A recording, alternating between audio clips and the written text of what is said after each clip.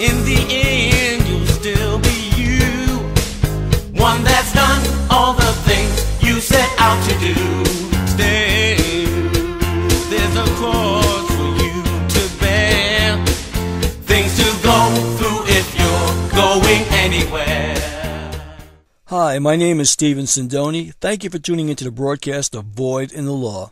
In this program, I will share with you information that may help you better understand the foundation for our current financial system. It is my hope that you, the viewer, will realize that you are being cheated and swindled by the men and women that you have trusted to serve our nation. Beginning in 1933, President Roosevelt called all the governors of the states to Washington, D.C., and enlisted them to participate in the scheme of the century to trick the American citizens. The governors agreed by pledging the faith and credit of the states for the debts of the United States. Then all the gold and silver coinage was removed from circulation by presidential edict and legislative fiat.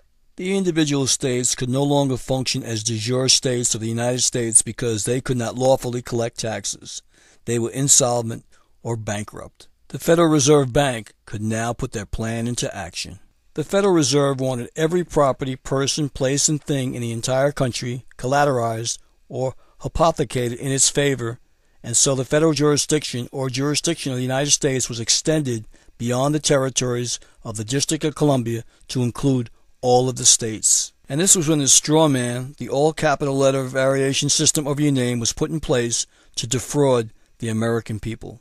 Like any other corporation, the Federal Reserve Bank has but one purpose, and that purpose is to generate a profit for the stockholders and the board of directors of the Fed.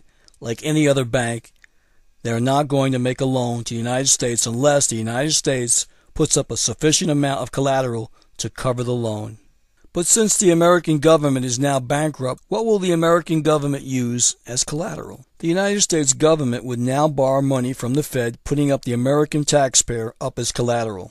The creation of the all-capital letter name or straw man of a person's name made each individual a corporation and made it possible to create the deception. Though the straw man is separate of you, it made it possible that by you identifying yourself with the all-capital letter spelling of your name, you have agreed to their enslavement. And once a person was induced to accept the trust benefit, the legislature had him hooked into the jurisdiction of the resulting trust, which equates with within the jurisdiction of the United States within the meaning of the 14th Amendment. The benefits offered range from Social Security benefits, student loans, subsidized or federally insured house loans, farm programs, and bank loans, to the benefit of discharging one's debt with trust money of account, example, Federal Reserve notes, instead of extinguishing or satisfying debt with lawful coinage of the Republic. And once the real flesh person actually accepted trust benefits, the law requires that the trustee of the resulting trust hold the legal title of the man's property in common with everyone else's property in trust for the benefit of all the beneficiaries, to prevent one man from unjustly enriching himself in relation to the other beneficiaries. So, since there is no money of the Republic circulating, the presumption must arise as a matter of law that everyone has donated their property to the trust state to be held for their own benefit and the benefit of all the other beneficiaries or the trust state, example California, and the new federal state. Therefore, the beneficiaries or crooks can enjoy the use of the trust money of account and reinsure everyone else's debt in a scheme of maritime limited liability. And here's the kicker. The Federal Reserve notes are money of the trust account, and the persons or beneficiaries do not and can never possess legal title to the Federal Reserve notes.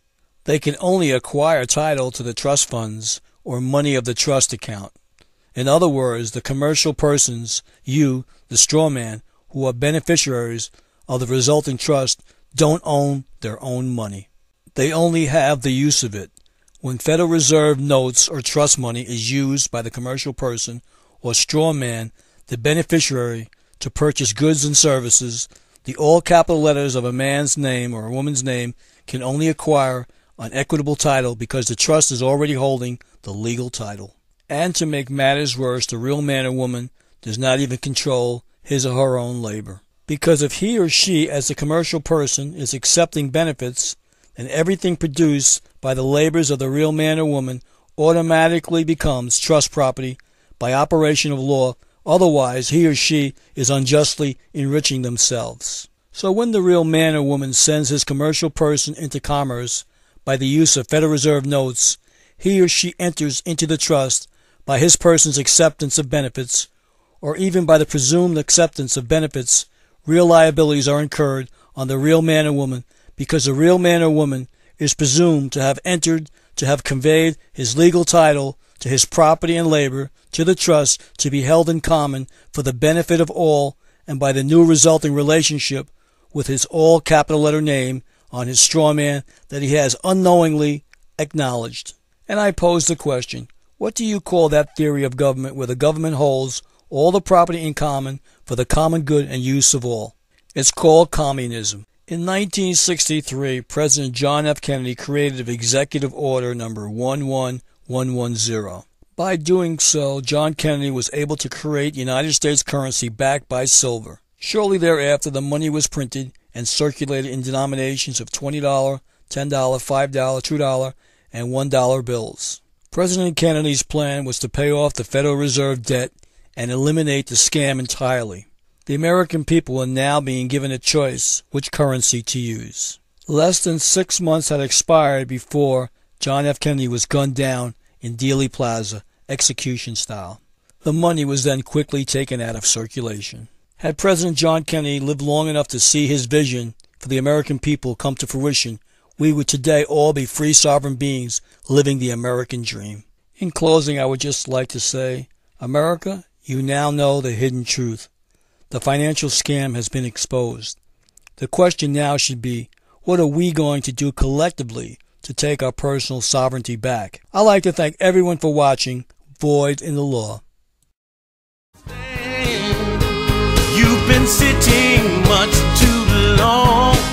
There's a permanent crease in your right and wrong stand.